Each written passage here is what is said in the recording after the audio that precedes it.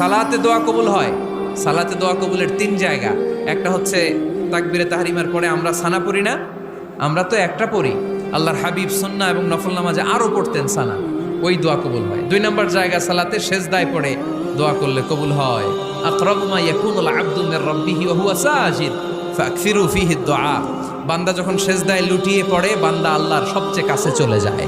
তা কিন্তু বিশ্বনবী বলে, সেজদাটা তোমার রবের কুদরতি পায়ের উপরে পড়েছে।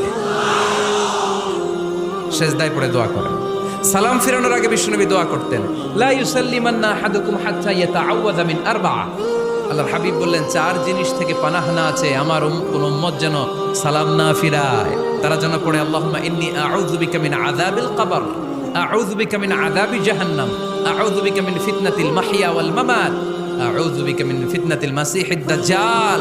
আল্লাহ কবরের আযাব থেকে বাঁচাও, আল্লাহ জাহান্নামের আগুন থেকে বাঁচাও, আল্লাহ জীবন